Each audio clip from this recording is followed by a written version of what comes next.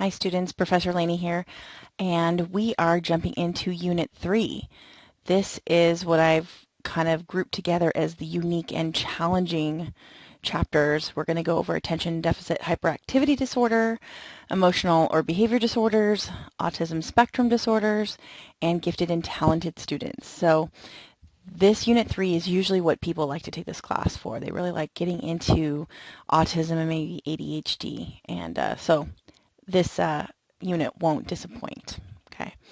As you can tell, I got a little silly with these little footsteps here, but they're just kind of a symbol of the scattered and constantly moving student with ADHD.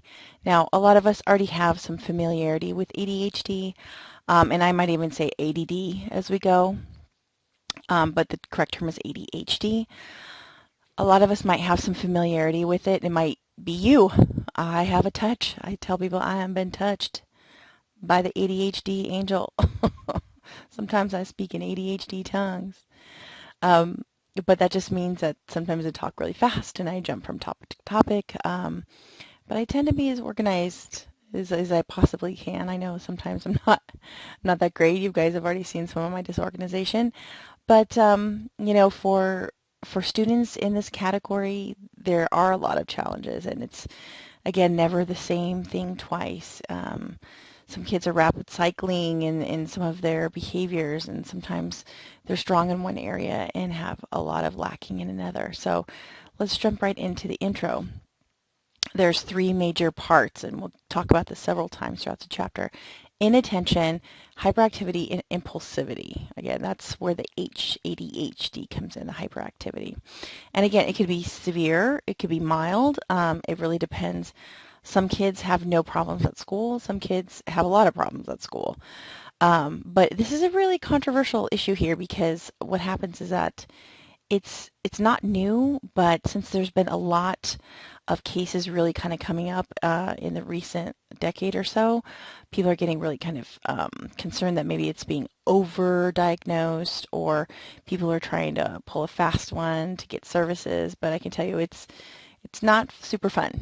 You know, I live with this in my house, and we have severe ADHD severe. I was told at the age of 4 that he was one of the most severe cases that two separate doctors had seen. And I was like, oh, what do you mean? He's just my kid, right? So I was trying to get him in here to kind of illustrate a few things to you guys, but he got camera shy, so I thought that was kind of cute.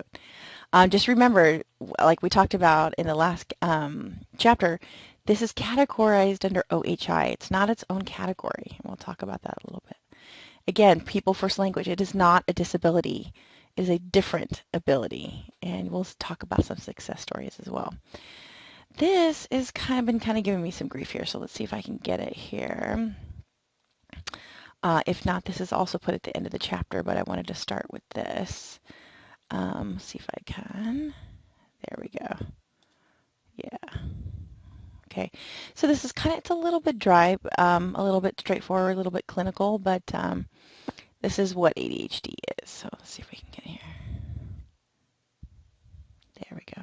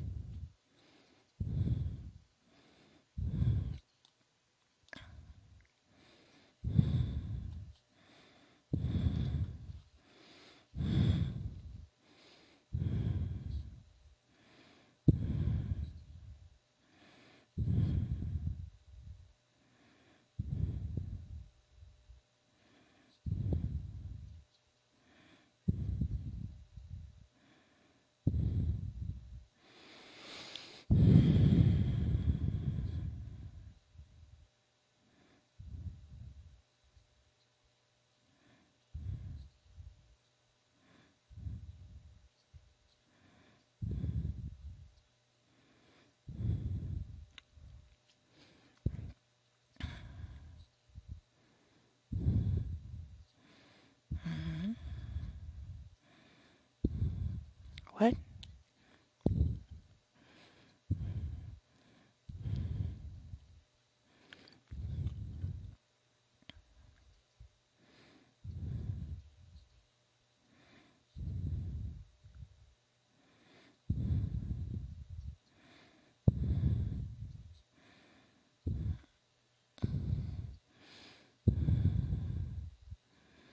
Also kind of spacey.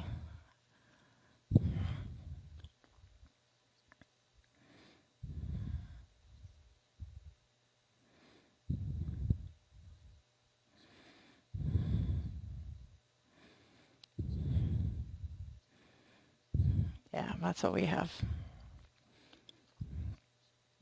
Right.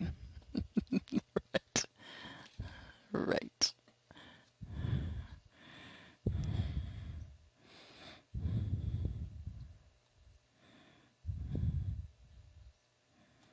So you can go ahead and finish the rest of that video, but I just wanted to get you kind of an overview of what it is. Again, most of us know what it is, but to get a more formal definition is great at this point. So this one's kind of cool because we'll talk about medication in the brain, and a lot of people are confused about what it is exactly. Hold on, what it actually does in the brain, and it's it's really unique, actually.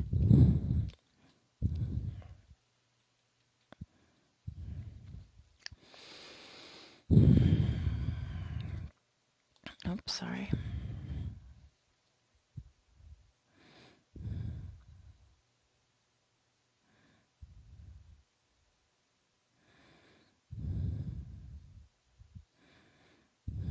Yeah, we'll talk about that as well.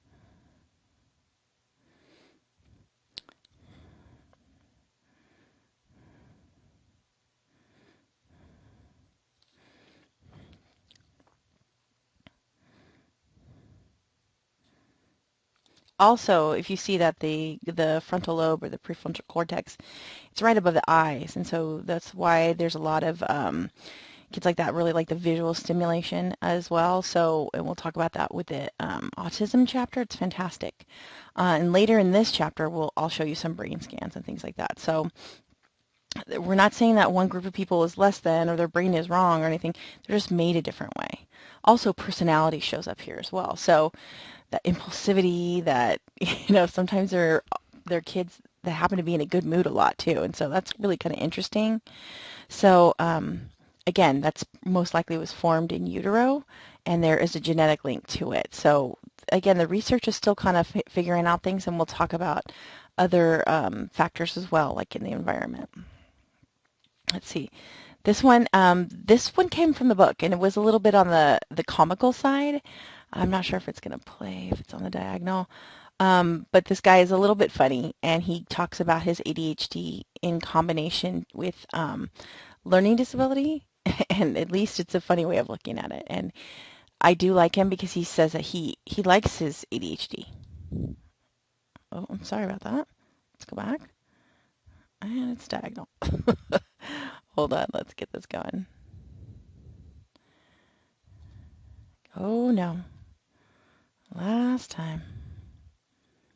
This one, there we go. Ben Glenn. I think he's talking to a bunch of college students too. It's fun.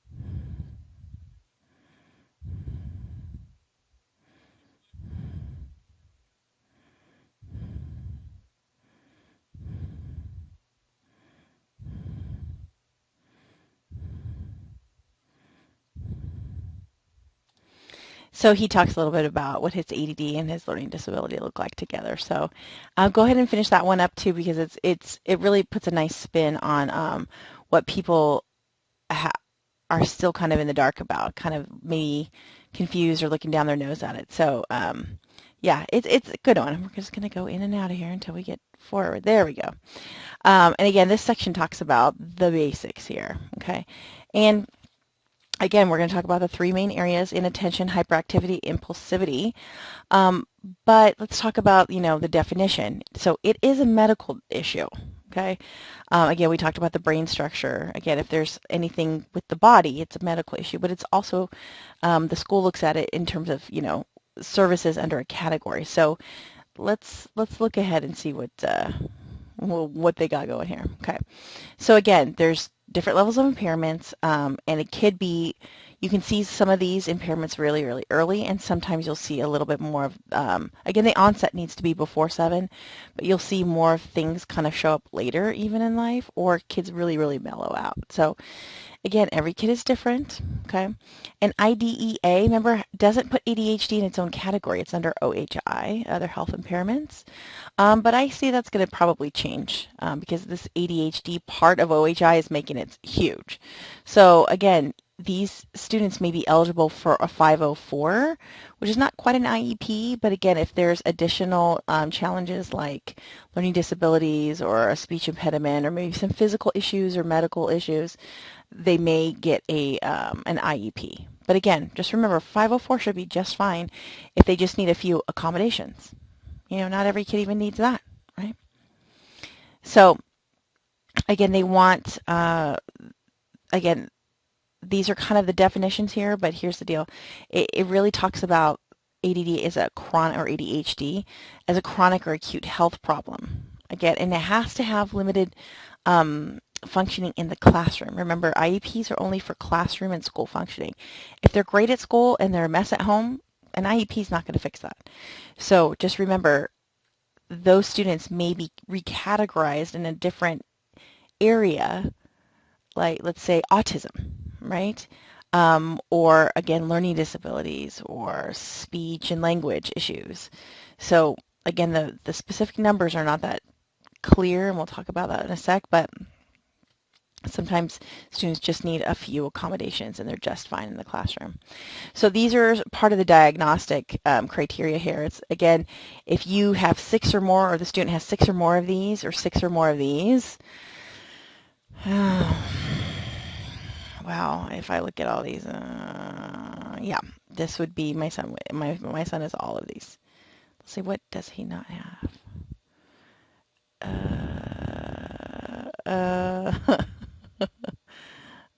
Yeah, no, he's got all of these things. So again, they would say if you have 6, then you would be, mild to moderate. But if you have all of them, it's severe. So again, it kind of depends on the student. This one's cute. This one came from the book, and this young man, he looks like he's well balanced now. Let's see what we got here.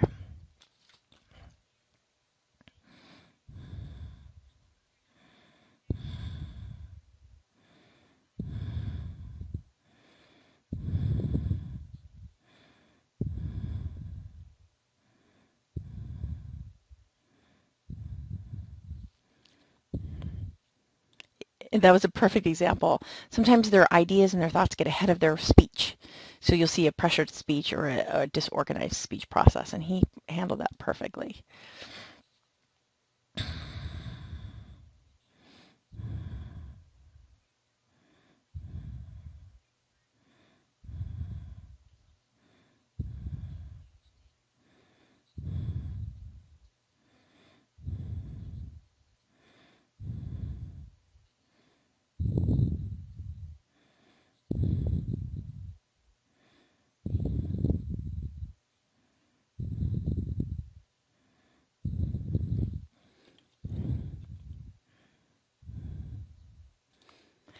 So he says 1 out of 5 minutes he's distracted. That's 20%. It could be that, or it could be more. I would like to let you know, look at the background. There's nothing wrong with this. In fact, this is beautiful. I would love to have this in my son's room. But there again, when we talk about comorbidity, what else is going on here? He may have a little touch of the OCD. You see how his eyes are really kind of open and his pupils are slightly dilated. He's probably medicated right now. Otherwise, he would be talking faster, maybe moving more. I also noticed that his shirt collar is really, really stretched out. He might not like things around his and we'll talk about sensory processing as well. So yeah, go ahead and finish Brad's story because he's got some cute little insights there, and then his mom is featured in there as well. So I thought that was nice. This is something I just found on YouTube, and it really kind of illustrates the difference between two children. I'm not saying one's bad or one's not great or whatever, but you'll see quick responses on one, and you'll see ones that are really hesitating, and maybe some answers are kind of a little considerable. It was just, it sounds like a college student or some sort of researcher. Um, it doesn't sound like a mom, but it could be, and it's kind of obvious in like the first pass. Both children are 6 and in the first grade.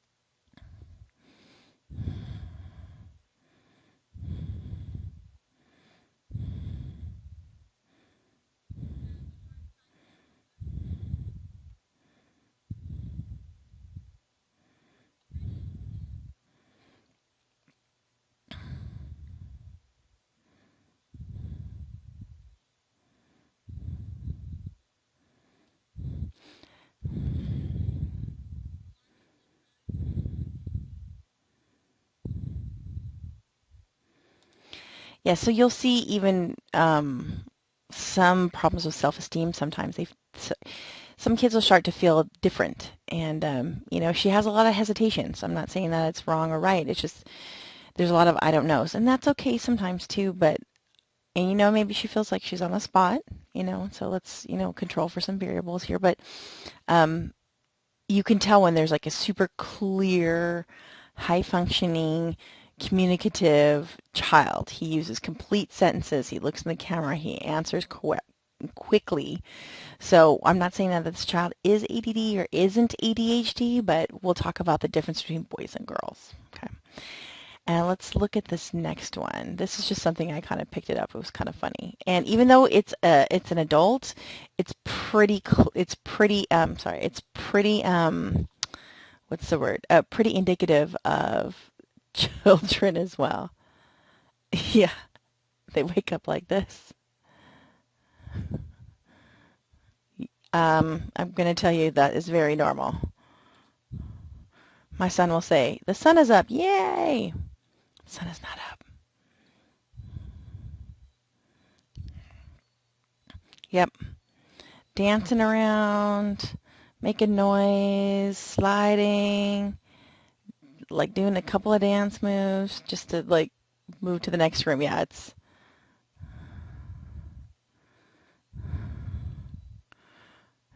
yeah. Yes. I'm gonna go with a yes on that one.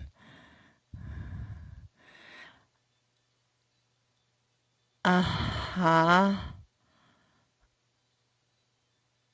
Yeah, you'll see a lot of these kids who can't just watch TV. They have to watch TV and the tablet and talk to you and call the dog at the same time. So you guys kind of get the picture, and we'll talk a little bit about adult ADD in a little bit. Okay, this one I thought was kind of cool because this is adults, but it really talks about what's going on inside, and they can actually articulate how it was when they were kids too. This was a good one. Let's see if I can start at the beginning.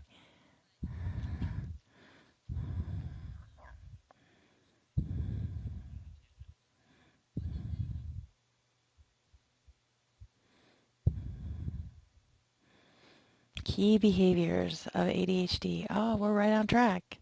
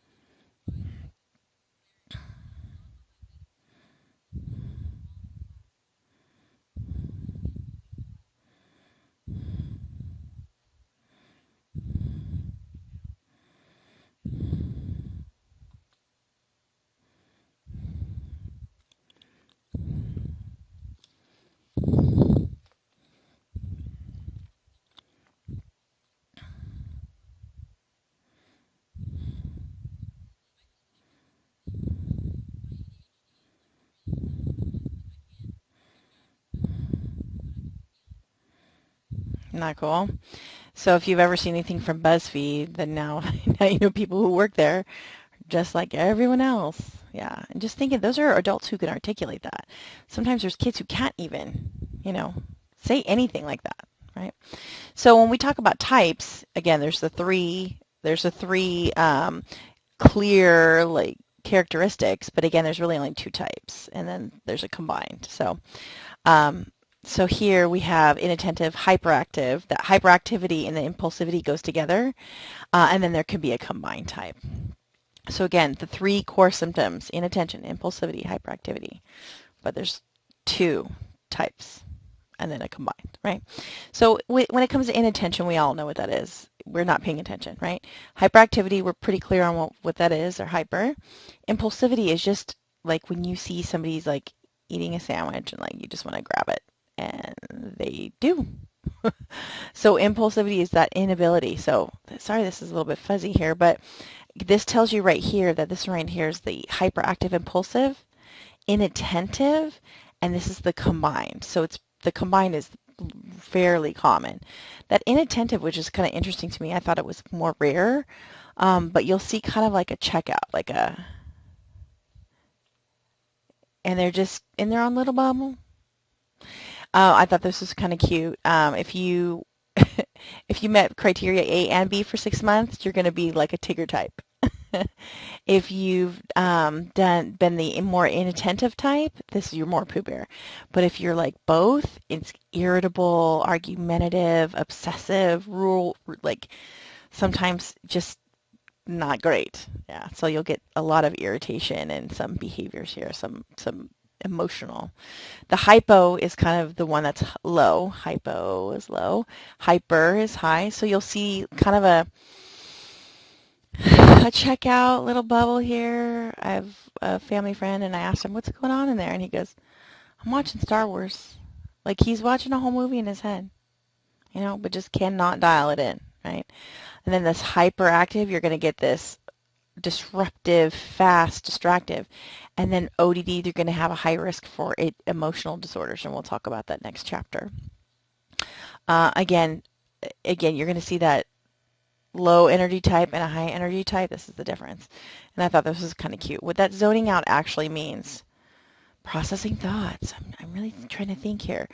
But this one is listening to every sound, thinking of what to say next, feeling super overwhelmed by distractions, and just chilling. So sometimes there's actually activity going in there when people are zoning out. What ADD is actually focus on too many things, hyper-focused, restless, imaginative, frustrated, spontaneous, passionate. All those things describe me, right? And maybe you too. I like this as cute. I don't lack the ability to focus. I have the super mind powers to focus on tons of things all at the same time. So take that, boring normal brain people. So I like how that we see more t-shirts out right now. And there's a cute t-shirt I added in here at one point. So I'm sorry.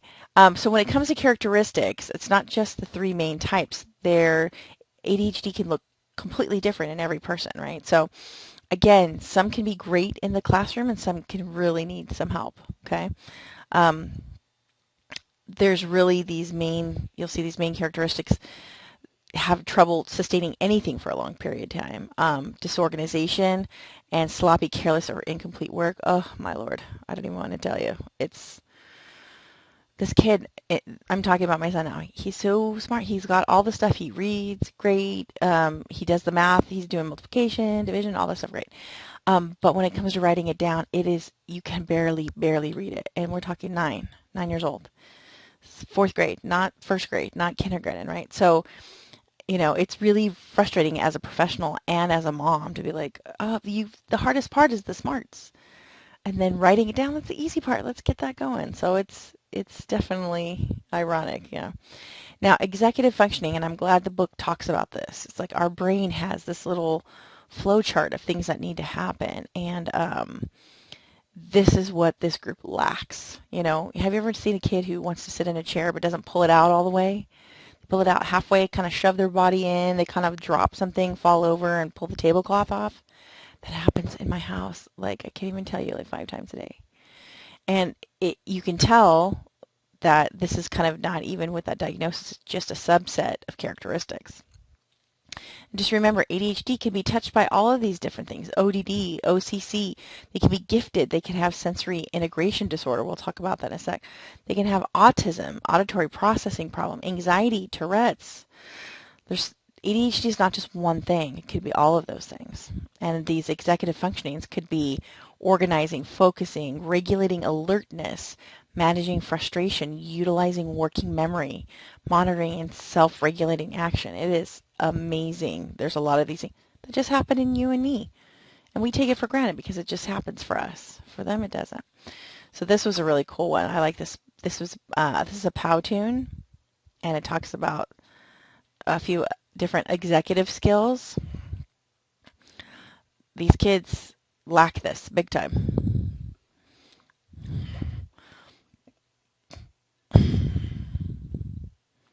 It's up to me to make sure everything gets done. Me, not my mom or my dad or my teacher, but me.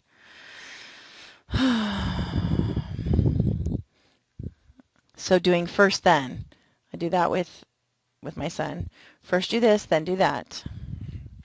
Executive skills tool number 2, planning. Can I create a roadmap to reach a goal or complete a task? Right, because they get distracted on stuff that's not important. We'll talk about graphic organizers again in this chapter. The who, what, where, when, how. Super important. Number 3, organization. Designing a system for keeping track of information or materials. It's not easy for everyone. Yes, good workspace versus bad workspace. It's hilarious. Working memory. That just means remembering something and coming back to it. Oh, I forgot to grab that. Oh, I forgot that. I left this. Do things. We have a thing that hangs on the door that says don't forget. And checklists. Morning checklists. Nighttime checklists. Flexibility. That's a good skill to have.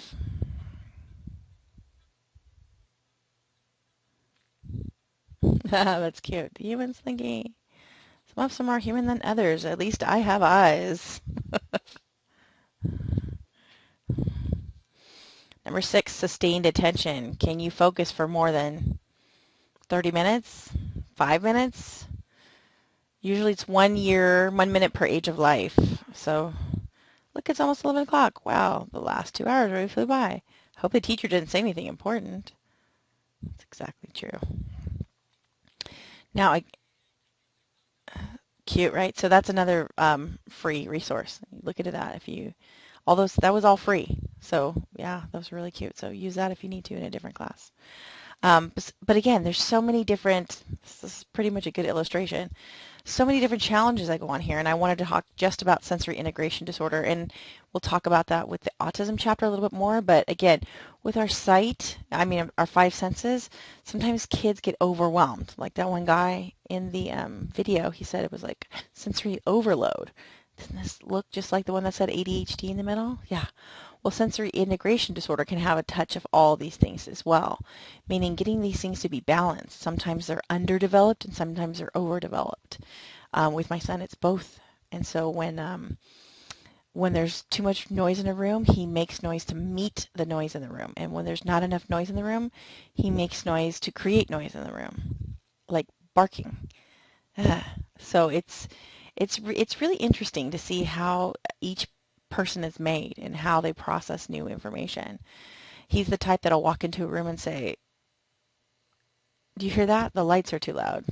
And you and I have just tuned it out, you know? So I've added this in here for neurodiversity, and this is a big concept that I really like talking about.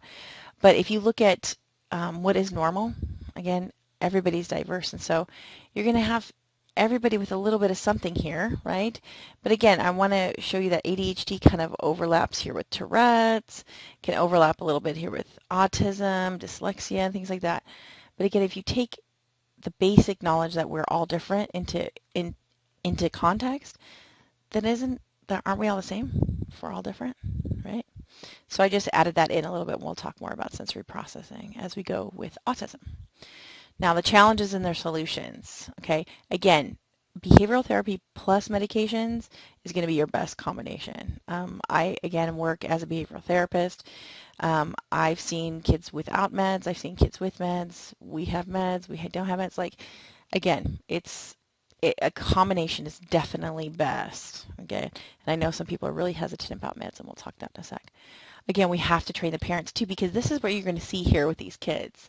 It's not just distraction and impulsivity. It's arguing and blaming others and annoying and swearing and lying and stealing. We get it. I mean, we get it all the time. There's no reason to lie, and then he does it anyway. So it's just that impulsivity. So it does create some challenges at school and at home.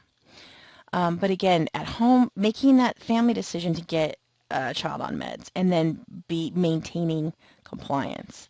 Some meds need to be taken at the exact same time every day for them to be effective within a week. And then at school, really working with the teachers and administration.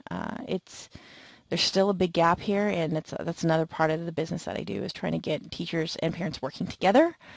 And if I can take a second to plug my 207 class, which is empowering parents of special needs families, but at the same time I really empower you as a teacher on how to talk to a difficult parent or somebody who's really struggling at home and things like that. So again, at home, you're welcome to, use meds, not use meds, but again, everybody's decision is different, but when you use meds with the behavior modification or behavioral therapy, you're really going to get the best outcome here. And I wanted to show you this. This is not far from the truth. That's me at the door like, yay. By the way, Legos everywhere. I can't even tell you. Like, we could clean it up and there's still Legos. There's carpet colored Legos. There's clear Legos. It's crazy. And really using parent training techniques, that's a lot of the work that I do because I am a parent and I can really help parents focus and see what the best outcome is at that point. And again, behavior modification really should focus on appropriate or positive rewards, enforcing consequences. Again, if they don't want to listen, there could be a consequence to that. And then establishing, communicating, being consistent with clear expectations all the time. And it's challenging, but it can be done. At school, we do an FBA, a functional behavioral assessment. We talked about this before.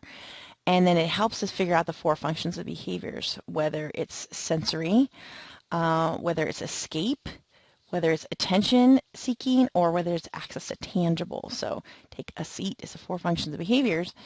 Then we can figure it out and then help them regulate themselves as we help regulate them, right? So we can help a child, but we can also help them by helping them, teaching them, right, about themselves.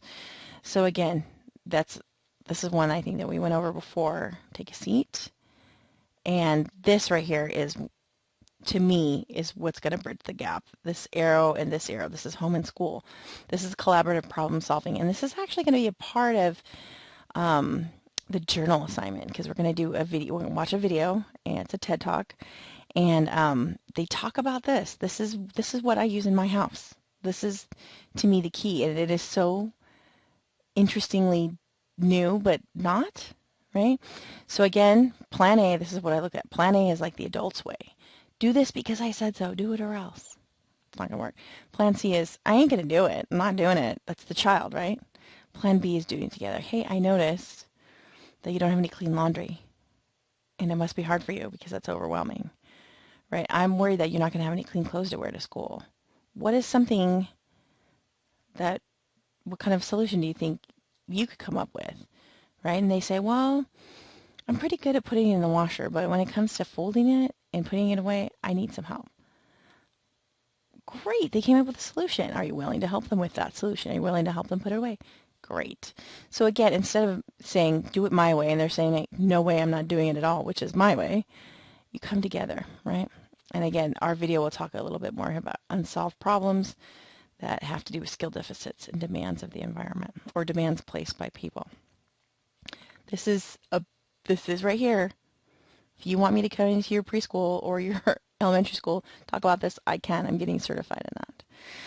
So this is the video that we're gonna watch, and this talks about Ross Greene. He wrote these 2 books, and this is Dr. Ablon. He's kind of like the spokesperson for Dr. Greene. The Explosive Child. This is fantastic. Why do kids blow up? Why do kids yell? And then this is the companion book, Lost at School. So again, this is our weekly journal assignment. I also put it towards a summary, but I wanted to give you a little heads up here because I'm super excited about it. So.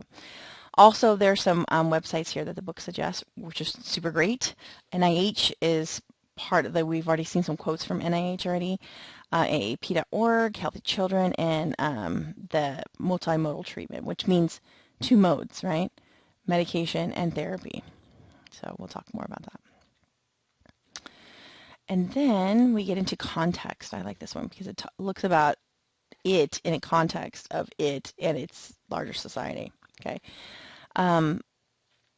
There's a lot of people who have ADHD. Does it mean that they should be locked up and thrown away? No. Plenty of good things coming out of there.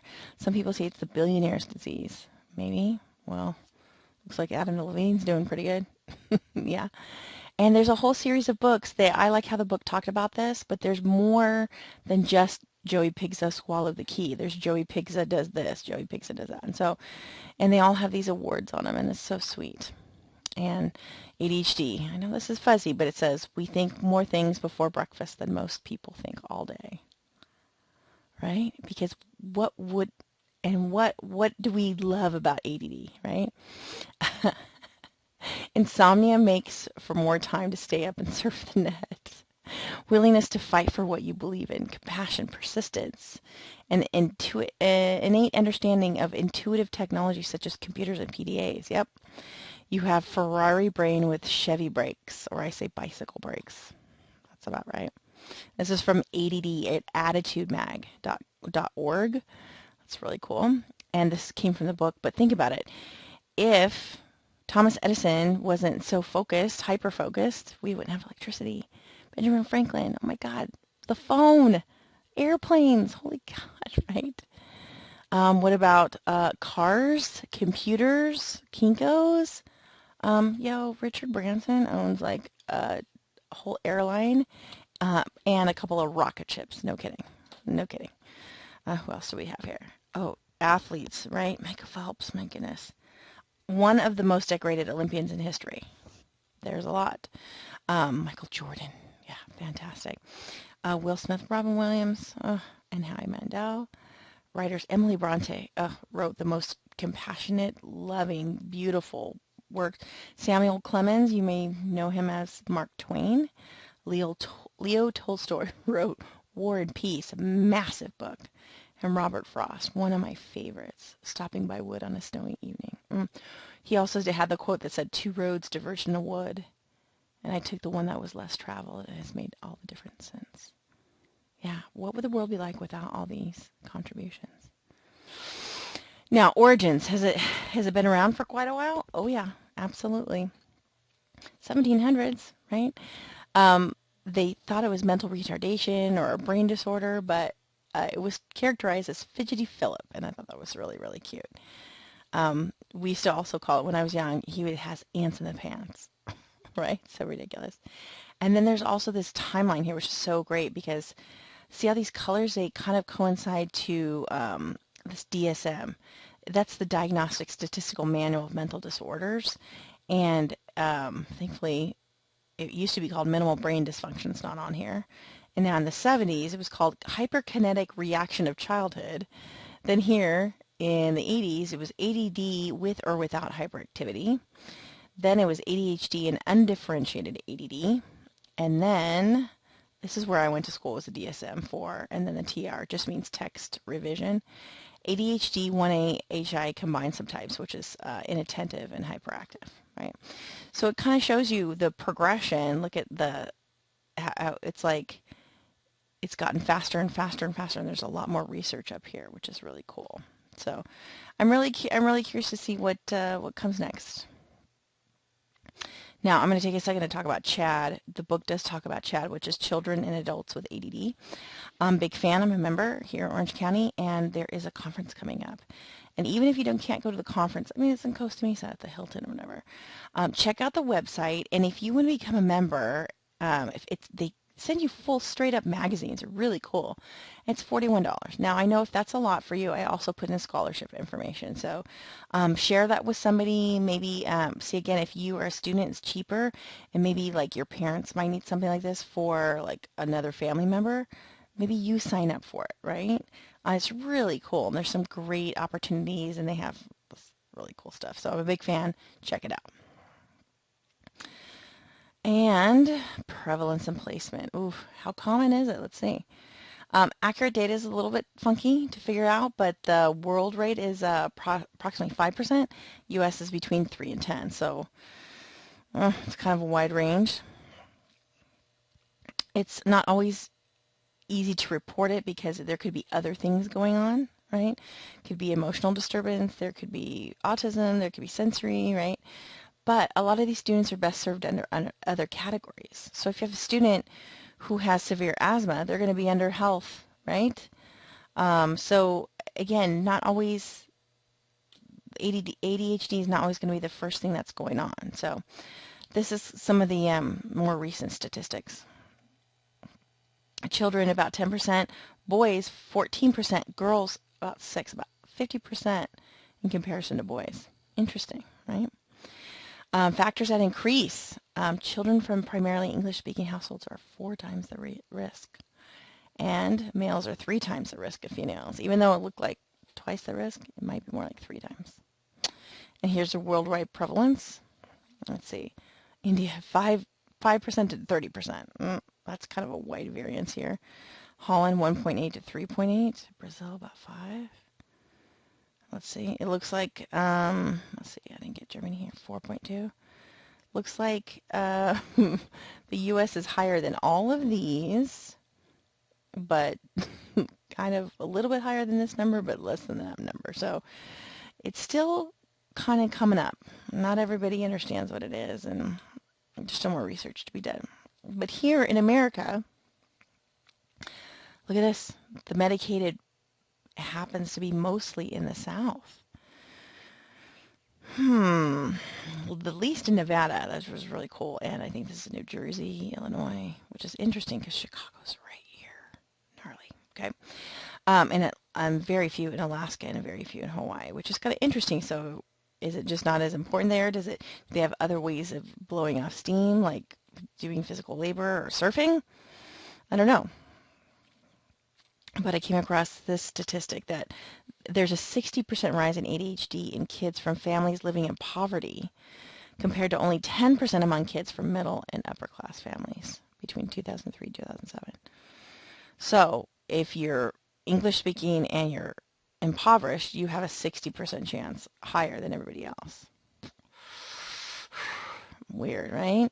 So does it mean that there's other things going on, like maybe learning disabilities or anger or sadness, and it's just coming out? Maybe? Maybe. Excuse me, if you don't know, I record this very late at night. I think it's about 12:30 in the morning. Boys and girls display very different ADHD symptoms. Yeah, you're going to see more aggression in boys and more like the inattentive type in girls, okay? And then you're going to get that internal kind of wistful, and sometimes they'll say, oh, she's an airhead, right? Or she's dingy or whatever. But you'll see that anxiety and self-esteem. Good. This I thought was really neat. I thought she did a good job on this one.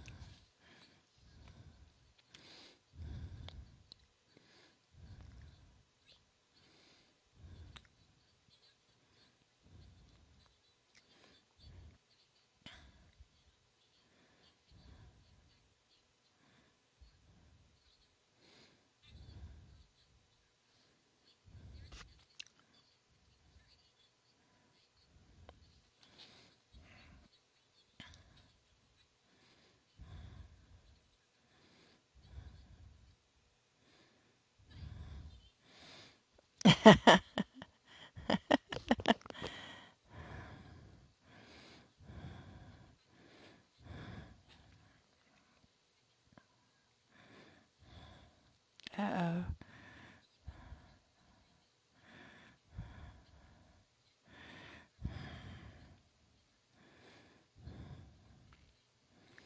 Mm-hmm.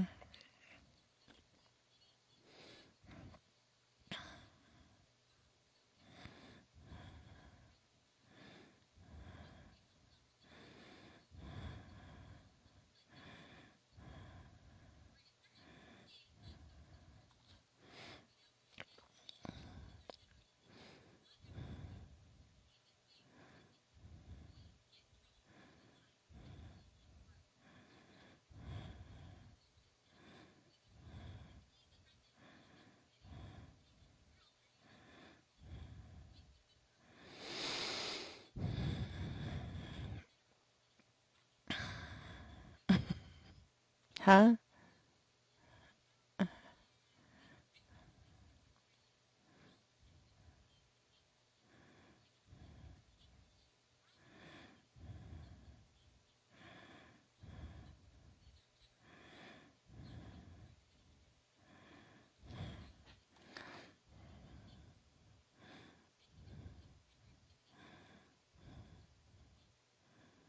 Mm-hmm.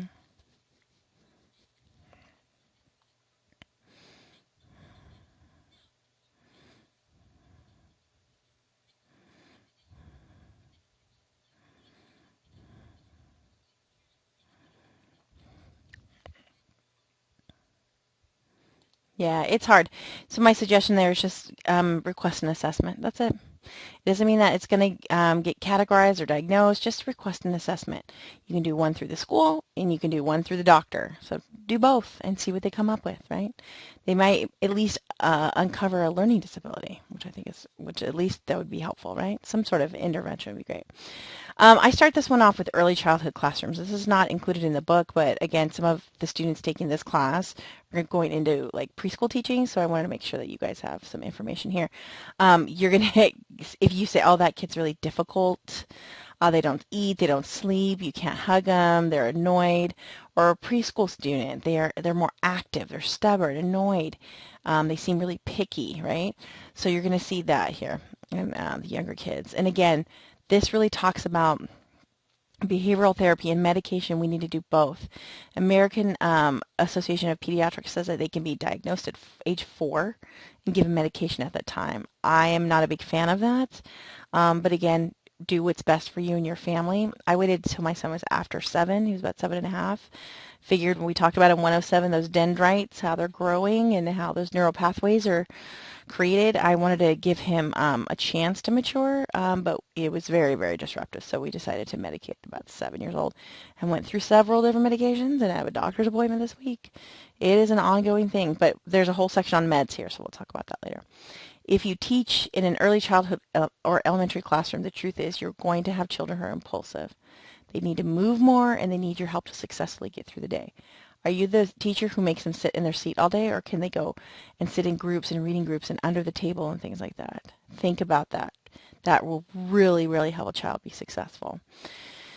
In regards to service options, what can a child receive who may, in fact, do have ADHD? Just remember, they can get a 504 or an IEP. A 504 might be just fine because they just need a few accommodations to be good in the classroom. But at the same time, there might be other things going on, so they might have to end up seeing a counselor and a PT and an OT, like we do, right? And any additional supports based on need. Okay. The 504 plan, we've read about that already. But I put in a sample here. I found this from the Attitude Mag, and it just really talks about the accommodations and who's responsible, right? It's usually not a lot of other people. It's usually the teacher in the classroom, but putting the student in charge of their own organization is anything. Putting them accountable on there is important, okay? And again, accommodations are just, it could be sitting close to the teacher. It could be a longer time in the test, less questions, things like that. But this is also a great accommodations checklist, okay? Preferential seating, comprehensions of direction. If they didn't even understand the directions, how can they do the task? Use more multisensory activities. Allow students to wear a hat to filter out visual distractions when needed. Again, whatever that student's going to need, look really into that, okay? Now, this is that executive functioning piece as well. For teachers, give them step-by-step instructions. For the classroom, post schedules. You know, there's a bunch of really cool tips here, and this is from understood.org. Again, big fan of this. Make sure you check that out as well. Help them with organization and time management and for test taking and work. And we'll talk about instructional techniques in a sec. Now, comorbidity, that sounds like death, but it's not. Comorbid just means things happening at the same time. Again, ADHD can have a lot of different things going on, but look at this. Based on a study of 5,000 American children diagnosed with ADHD, this is ADHD only. Has one comorbid disorder. Again, it could be learning disability, it could be speech and language, it could be, right? Look at 2 or more or 3 or more. This is pretty equal. It's almost like an equal pie, right? So again, only about a third of the students that you're going to see only have ADHD going on. They all got something else going on, right? In fact, my son is ADHD categorized. He's also categorized under autism. He's also categorized under emotionally disturbed.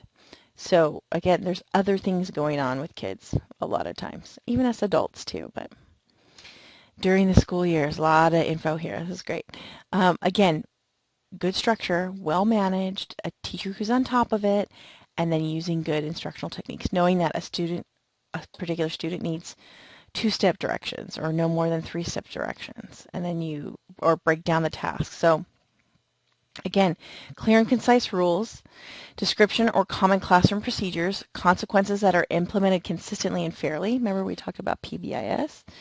Again, working with this student to help them be successful.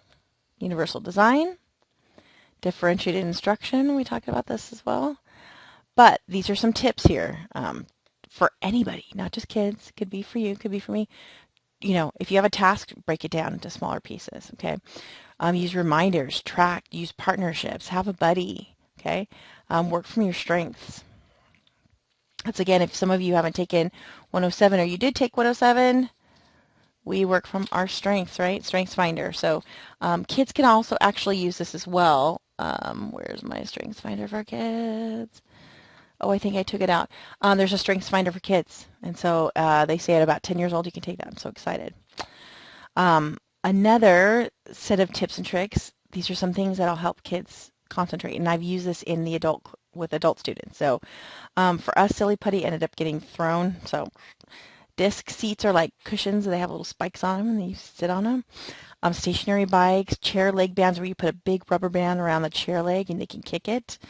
So again, these are different things that you can do to help students. But learning strategy instruction is where you actually teach them how to learn. It's not just what to learn, it's how to learn.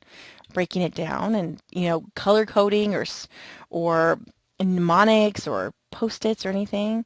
Graphic organizers talk about this, and also study skills training, like study for an hour and get up every 5 minutes, or study for 30 minutes and get up for every 5 minutes. What I do is when I write these, I do the section and then take a break.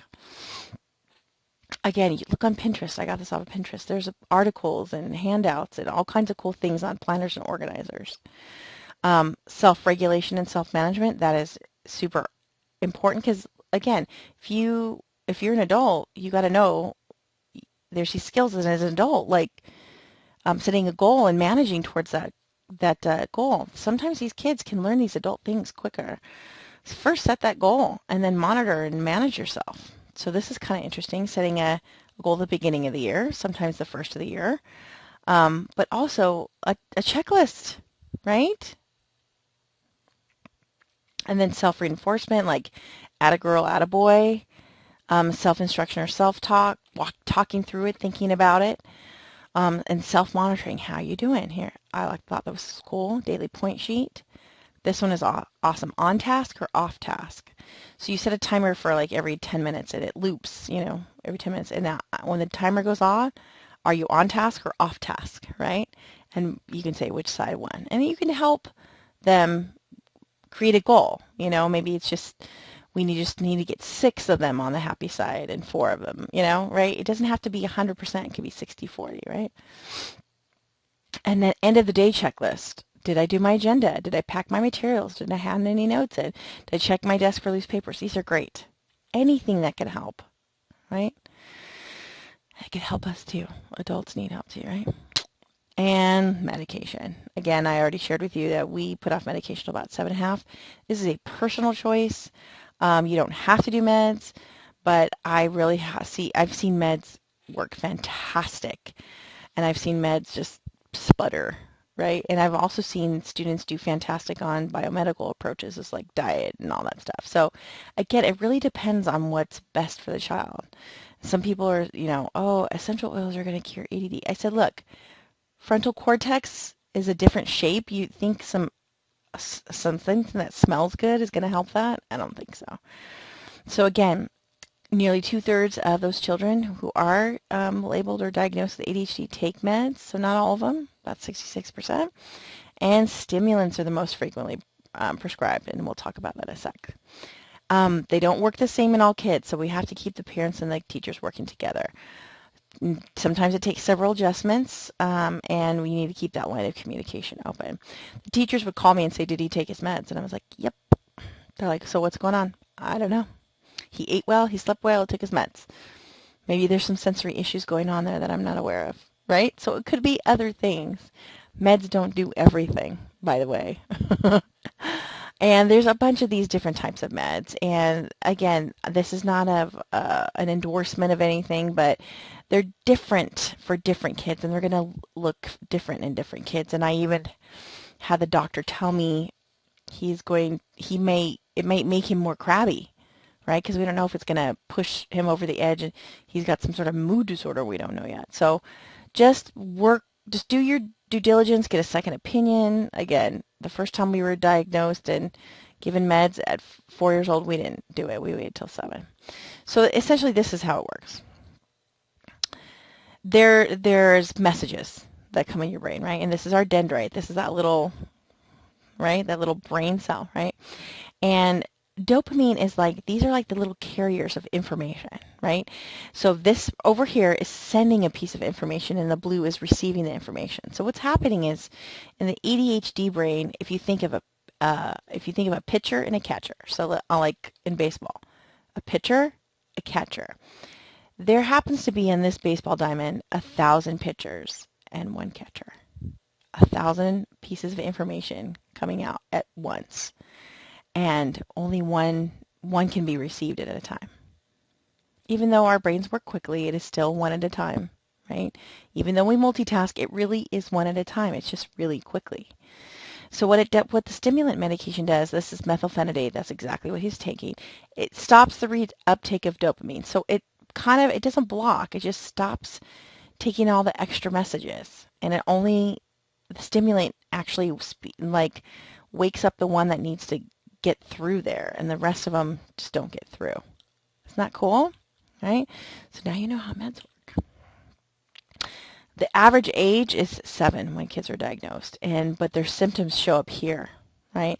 There's at least a 1 to 4 year lag time between symptoms and diagnosis, right? And then about 6% are getting meds, and that's a big increase, 42% in the last 8 years. Ugh. And only 1 in 2 children, only 50% of the children who are getting medication also get behavior therapy. I don't think that's good.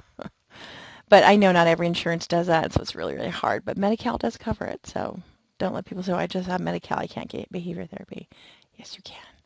And I wanted to show you an actual ad here. And again, I'm not really, this is kind of a newer one. I heard of this guafacine, I don't know. I have one of my friends whose daughter she's a teenager, and she didn't even speak till she was 13. And she said it was the best thing ever. She spoke. I was like, yeah.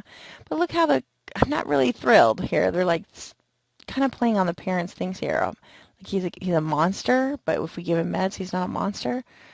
People first language. He is a child with ADHD, right? There is a great kid in there, but they don't have to be.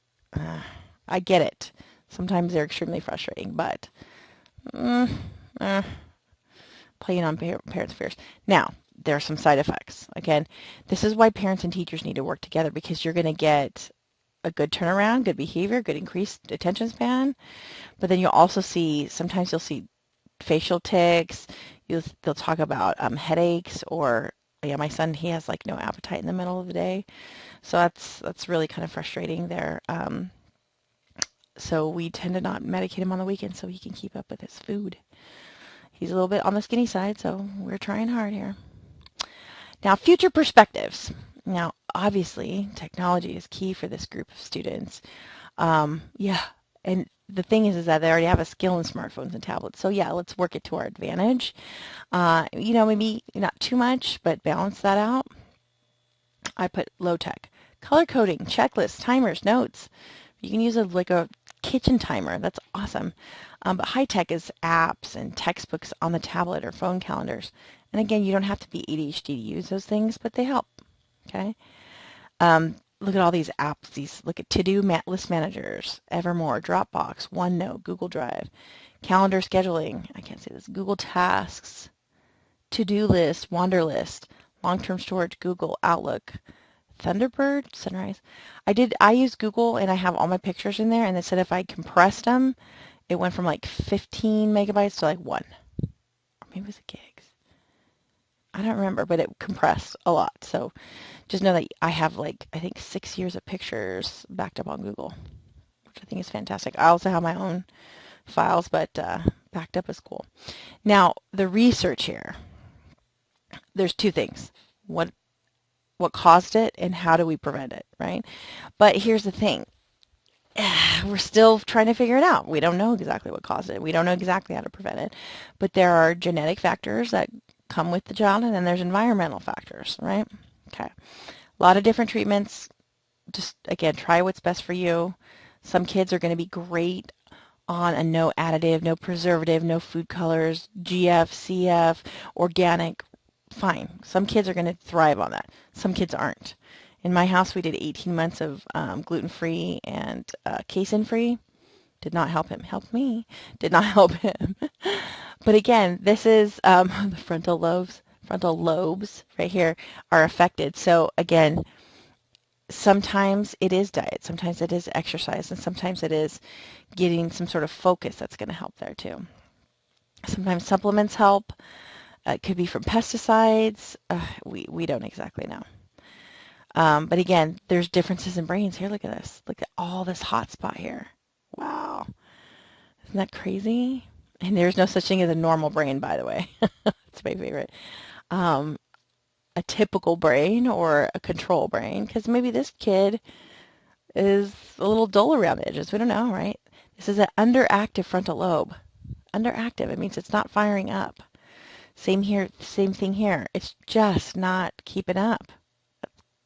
Isn't that amazing? So again, more brain scans. This is 3D imaging. This is obviously a cartoon, but this is a brain scan. So cool. So more research needs to be done. Again, we aren't exactly sure, but we're still figuring. And I added this part with adults with ADHD. If kids have it, adults are going to have it. Now, sometimes they grow out of it completely. Sometimes it gets more pronounced. But some of the research is really looking at adult onset ADD, which I'm curious about. Okay. But I thought this was really cool. Hyperactivity may become restlessness. Adults who are restless. Physical impulsivity may turn into verbal impulsivity. And inattention, guess what? Still inattention. I thought that was hilarious. Now, think about this is even for your teenager or even an adult with ADHD who's driving. Super, super distracted. Says that means not driving with friends in the car, turning off your phone and not allowing yourself to be distracted by music while you drive, right? Because your thoughts are distracting enough, right? A lot to think about. And 20 to 40% of adults with ADHD have a history of substance abuse. Yeah, they're self-medicating. People like Tom Arnold or say like, well, I was trying to calm my brain down, right? So, yeah. And I see a lot of these shirts, like different types of shirts that are out there about ADHD love. Shiny things, ADHD. It's kind of fun. You say potato, I say potato. You say Pinterest, and I say ADHD crack. Let's call the whole thing meatloaf. Hi. I said that to a friend today, and she's like, too true, too true. So again, a lot of research is going to be on we're going to look at prevention, and we're also going to look at how our medication can be better and things like that. So really excited about that. The summary, straightforward. Okay, ADHD, there's two types, inattentive, hyperactivity, and then combine's not a real type. It's just a combined of these two. Key characteristics, inattention, hyperactivity, impulsivity, and executive functioning. You're going to need to know about that. And then some challenges and possible treatments. Now, again, what the history, what the context was, and what that looks like in terms of other people and in the world. And again, some of these strengths that they have may be great. Special ed, they can get a 504 or an IEP, but it really depends on the student. And again, having a consistent, highly structured environment really, really helps. And again, future perspectives. We're going to look at causes and prevention and medications and things like that. So, yeah, summary is the summary. I only picked one for you this time, study skills, which I think is great because even if you don't have ADHD, you could always benefit from study skills as you're learning about study skills for students with ADHD. You're going to go ahead and read through it and then do the assessment question number 5, parts A, B, and C. It's like a little vignette. Imagine that you're a teacher, that kind of situation. So, yeah, I'm going to go ahead and post that. Make sure it's due by Friday. The weekly journal, you're going to going to learn more about collaborative problem solving, like I mentioned in the first section. Really excited about that. And then the websites, I think I've already put those in, and same thing with resources. Those are already in, and we've already even shown every single one of these videos. Pretty cool, huh? Yeah, so that is ADHD in a nutshell. And again, you guys are probably catching for me, like I said, I'm touched a bit and I talk really fast, so hopefully I can stay focused and on task for you guys. But again, this is the first chapter in Unit 3, and then we're going to talk more about emotionally disturbed, autism, and gifted students. So really cool unit here. All right, again, I'm Professor Laney, and I will see you in